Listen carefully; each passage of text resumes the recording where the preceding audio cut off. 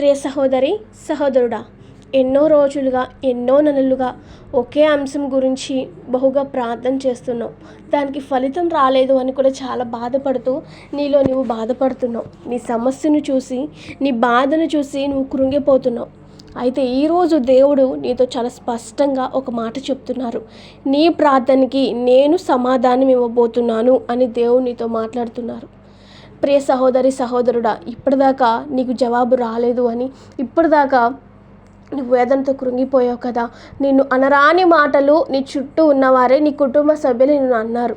అయితే గుర్తుపెట్టుకోండి, చాలాసార్లు చాలా సందర్భాలలో మనం అనుకుంటూ ఉంటాం, నేనేదో తప్పు చేశానేమో, నేనేదో పొరపాటు చేశానేమో, అందుకే దేవుడు నాకు ఇంకనూ సమాధానం ఇవ్వడం లేదు అని అనుకుంటాం. కానీ మనం ఏం తప్పు చేయలేదండి. మనం పర్ఫెక్ట్గానే ఉన్నా కొన్నిసార్లు దేవుడు కావాలని డిలే చేస్తారు, కావాలని ఆలస్యం చేస్తారు. ఎందుకంటే ఆలస్యం వెనుకమాల నీకు గొప్ప మేలు దాగుంది. నువ్వు ఒకటే అడిగావు దేవుణ్ణి, కానీ దేవుడు నీకు డబల్గా ఇద్దామని, దేవుడు నీకు ఉన్నతంగా ఇద్దామని అనుకుంటున్నారు. అందుకోసమే నీకు కొన్నిసార్లు ఆలస్యం అవుతుందే తప్ప నిన్ను ఇబ్బంది పెట్టాలనో, నిన్ను ఏడిపించాలనో, నిన్ను అవమానాలకి గురి చేయాలనో, నిందలకు గురి చేయాలనో కాదు. దేవుడు నిన్ను బహుగా ప్రేమిస్తున్నారు కాబట్టే నీవు అడిగినది ఆలస్యం చేశారు. ఆలస్యం చేయడం కూడా ఒక ప్రేమేనంటారా అని అడిగితే అది ఖచ్చితంగా మంచిదే అంటాను. ఎందుకంటే ప్రేమించిన వారితోనే కదా మనం చాలా సంతోషంగా ఉంటాము. ప్రేమించిన వారికే కదా మనము ఏదో ఒకటి ఇవ్వాలి అనుకుంటాము. At the same time God కూడా అంతేనండి, దేవుడు కూడా అంతే. మనకి ఇవ్వాలి అని అనుకుంటే ఎలాగైనా ఇచ్చేస్తారు. సర్వలోకాన్ని సృష్టించిన యేసయ్య, ఈ భూలోకాన్ని సృష్టించిన యేసయ్యకి నీకు ఒక ఉద్యోగాన్ని ఇవ్వడం కష్టమా? 6 రోజుల్లో ఈ సృష్టిని సృష్టించిన దేవుడికి నీకు వివాహము చేయడము కష్టమా? నీకు పిల్లల్ని ఇవ్వడము కష్టమా? నీకు అప్పులు తీర్చడము కష్టమా?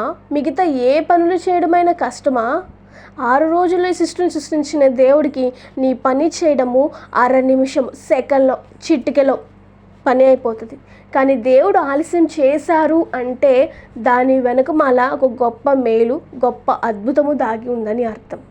అది నీ ఒక్కడికే నీ జీవితంలోనే చేయాలని కాదు, అది నీ చుట్టూ ఉన్న వారికి కూడా సహాయపడేలాగా దేవుడు చేస్తారు. ఒకవేళ ఇప్పుడు నువ్వు ఒక ఉద్యోగం అడుగుతున్నావు, ఆ ఉద్యోగము, దేవా నాకు ఒక చిన్న ఉద్యోగం ఇవ్వు ప్రభా, చిన్న ఉద్యోగం ఇవ్వు ప్రభా నువ్వు అడుగుతుండొచ్చు. కానీ దేవుడు నీకు పెద్ద ఉద్యోగం ఇవ్వడానికే ఈరోజు ఆలస్యం చేస్తున్నాడేమో అనుకోవచ్చుగా. నువ్వు దేవుని వివాహం గురించి అడుగుతున్నావు, దేవుడు నీకు ఏ మ్యాచెస్ సరిగ్గా తీసుకురావట్లేదు. అప్పుడు నువ్వేమనుకో, ప్రభా నాకు ఎవరో ఒకరు పర్లేదు, నీ చిత్తంలో కుంటోడో గుడ్డోడో ఎవరినైనా నువ్వు ప్రభా చేసుకుంటాను, నాకు వయసు అయిపోతుందని నువ్వు అనుకుంటున్నావు. వయసు అయితే ఏంటి, నేను లేనా?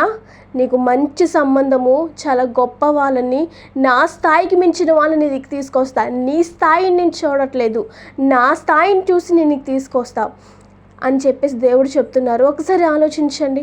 వివాహం కొరకు ఎదురు చూసే వాళ్ళకి మాట చాలా స్పష్టంగా అర్థమవుతుంది, చాలా స్పష్టంగా దేవుడు మాట్లాడుతున్నారు.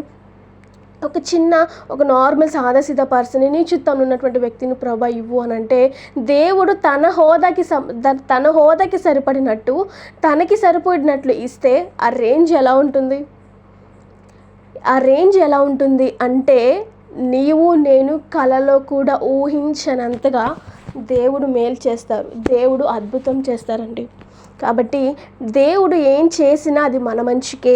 డిలే అవుతుంది అంటే దాని వెనకమాల గొప్ప మేలు, గొప్ప అద్భుతము దేవుడు దాచి ఉంచాడు అని అర్థం. కాబట్టి లేట్ అవుతుంది అని చెప్పేసి చాలామంది మన చుట్టుపక్కల ఉన్న వాళ్ళు, మన కుటుంబ సభ్యులు అందరూ అంటారు, చాలా మాటలు అంటారు.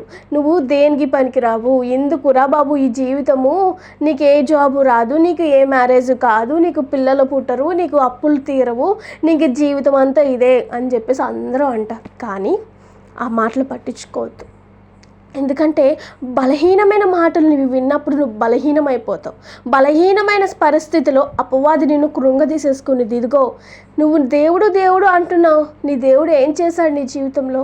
నువ్వు దేవుడు దేవుడు అంటున్నావు, నీ జీవితంలో ఇప్పుడు దాకా ఏమి ముందుకు సాఫీగా జరిగింది? అన్ని కష్టాల వలయాలు, శ్రమల వలయాలు, ఇంక నీ జీవితం ఏంటి అని చెప్పేసి నీకు ఆలోచన పుట్టించింది అపవాది.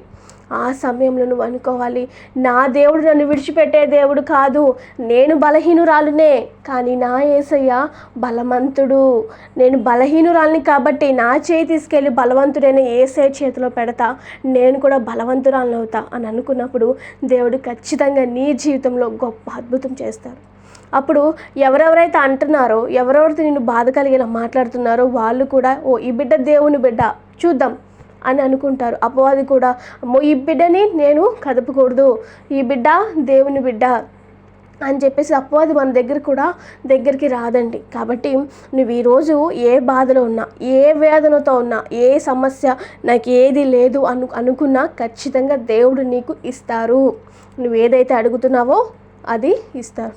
రెండవదిగా మీరు ఇంకోటి ఇలా అనుకుంటారు, దేవుడు నేను అడుగుతున్నది దేవునికి ఇష్టం లేదేమో, దేవుడు ఇష్టపడట్లేదేమో, నేను అడుగుతుంది దైవ చిత్తం అనేది కాదేమో, ఈ ఉద్యోగం దేవుని చిత్తంలో లేదేమో, ఈ వరుడు దేవుని చిత్తంలో లేడేమో, నాకు గర్భఫలం ఇవ్వడం దేవునికి ఇష్టం లేదేమో అని అనుకుంటూ ఉండొచ్చు. కానీ ఈరోజు నీతో దేవుడు మాట్లాడుతున్నారు. అలా ఒకవేళ మీరు అనుకున్నట్టయితే దేవుడు చెప్తున్నారు, నా దగ్గర ఆశీర్వాదాల మూట చాలా పెద్దగానే ఉంది, నా రాజ్యము పరలోక రాజ్యము, నా దారి నా దగ్గరకు రావడానికి ఇరుకు ద్వారం ఉంటుంది, కానీ ఒకసారి ఆ ఇరుకు ద్వారాన్ని దాటి నువ్వు ముందుకు వచ్చినప్పుడు నా పరలోక రాజ్యము చాలా పెద్దగా ఉంటుంది, అందులో నీ కోసము ఇప్పటికే చాలా దాచుంచాను, నీకు ఇవ్వడానికి నా దగ్గర ఏదీ లేదు అని నేను అనట్లేదు. నీ దగ్గర నేను నీకు ఇవ్వడానికి నా దగ్గర చాలా ఉంది, నాకు నీ చిత్తమే, నేను ఇవ్వడం కూడా నా చిత్తమే, ఇస్తా, కానీ జస్ట్ వెయిట్ అని దేవుడు చెప్తున్నారు. దేవుని దగ్గర ఆశీర్వాదాల మూట చాలా ఉందండి. చాలామందికి ఇచ్చారు ఆశీర్వాదాలు. మీరు అనుకుంటూ ఉండొచ్చు, వాళ్ళకి ఇచ్చారు, వీళ్ళకి ఇచ్చారు, ఇది చేశారు, నాకేమి ఇచ్చారు, నాకెప్పుడు చెందారు అని అడుగుతారు. నీ సమయం రావాలి. నీ సమయం వచ్చినప్పుడు ఖచ్చితంగా దేవుడు నీకు జవాబిస్తారు. తగిన సమయంలో దేవుడు నీకు ఖచ్చితంగా దయచేస్తారు. కానీ అప్పుడు దాకా నేను ఎదురు చూడాలి. ఓర్పు కొన్ని గొప్ప దోహద కార్యములు చేస్తుందని బైబిల్ వాక్యము సెలవిస్తుందండి. దేవుడే బైబిల్లో మాట్లాడారు. ఓర్పు కొన్ని గొప్ప దోహద కార్యములను జరిగిస్తుంది అంట. ఓర్పు సహనము కలిగి ఉన్నప్పుడు మన జీవితంలో ఎన్నో గొప్ప ఆశ్చర్యమైన కార్యాలు మనం చూస్తాము, గొప్ప ఆశ్చర్యమైన కార్యములు చేస్తాము. ఇప్పుడు ఒక భార్య భర్తలు ఉన్నారు, భర్త మంచివాడు కాదు, ఒక స్మోకింగ్, ఒక డ్రింకరా అయి ఉంటారు. భర్త మారాలని చెప్పేసి భార్య ప్రార్థన చేస్తూ ఉండగా భర్త మారినప్పుడు ఆ ప్రేమ ఎలా ఉంటుందో తెలుసా? నా భార్య నేను మోసం చేసినా, నేను ఇబ్బంది పెట్టినా, నేను కొట్టినా తిట్టినా నన్ను ఎంత ప్రేమించిందా అని భార్య ఎంత ప్రార్థన చేసిందో దానికన్నా రెండింతలుగా భర్త ప్రేమిస్తాడు. ఎంత ప్రేమ అంటే ప్రార్థన చేసిన దానికన్నా రెండింతలుగా భార్యని కింద కాలు పెట్టనివ్వకుండా చూసుకుంటాడండి దేవుడు. తన భర్త అంత ప్రేమ చూపిస్తారు దేవుడు. మరి ఈరోజు నువ్వెందుకు అంత బాధపడిపోతున్నావు? నువ్వు బాధపడద్దు. ఈరోజు నువ్వు గుర్తుపెట్టుకోవాల్సింది ఏంటంటే, దేవుడు ఖచ్చితంగా నీకు కావాల్సింది, నువ్వు అడిగింది సమృద్ధిగా నీకు అనుగ్రహిస్తారు. అందులో ఎటువంటి డోకా లేదు. నువ్వు అడిగింది దైవచిత్తము లేదేమో, దేవునికి ఇష్టం లేదేమో, దేవుని దగ్గర ఆశీర్వాదాలు లేవేమో అని నీవు అనుకోవద్దు. దేవుని దగ్గర ఆశీర్వాదాల మూటే ఉంది నీది. మూడవది, నువ్వు ఎంత ప్రార్థన చేస్తున్నావు దాని గురించి, కానీ నీకు అది రావట్లేదు అంటే ఎన్నో ఎక్కువ సార్లు ప్రార్థన చేసావు దాని గురించి నువ్వు, కానీ ఆ ప్రార్థనలన్నీ ఏమైపోయినాయి? ఒక విషయం గురించి ఇన్ని రోజులు నేను ప్రేయర్ చేస్తున్నానే, ఆ ప్రార్థనలన్నీ ఏమైపోయినాయి అని నువ్వు అనుకుంటూ ఉండొచ్చు. గుర్తుపెట్టుకో, నీ ప్రతి ప్రార్థనకి దేవుడు ప్రతిఫలం ఇస్తారు. కానీ అట్ ద సేమ్ టైం నువ్వు ఎంత ఎక్కువ ప్రేయర్ చేసావో, ఎంత ఎక్కువ కన్నీరు కార్చావో అవన్నీ దేవుడు సిద్ధంగా పట్టుకొని ఉన్నాడు.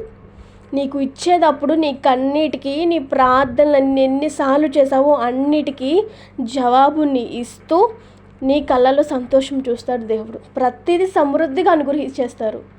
నీ సమయం వచ్చింది, సిద్ధంగా ఉండు. దేవుడు నీకు సమస్తము అనుగ్రహించబోతున్నారు. ఓకేనా? సో ఈ వాక్యము నువ్వేదైతే విన్నావో స్పష్టంగా దేవుడు నీతోనే చెప్పారు. కాబట్టి ఎటువంటి సందేహం లేదు. దేవా నాతోనే చెప్పావా, నాతోనే మాట్లాడావా అని అనుకోవద్దు. దేవుడు నీతోనే మాట్లాడాడు, దేవుడు నీతోనే చెప్పాడు, దేవుడు నీకే జవాబుని ఇవ్వబోతున్నారు. సిద్ధమేనా ఆశీర్వాదాన్ని పట్టుకోవడానికి? సిద్ధంగా ఈ చిన్న వాక్యము దేవుడు దీవించి ఆశీర్వదించునుగాక. ఆమేన్.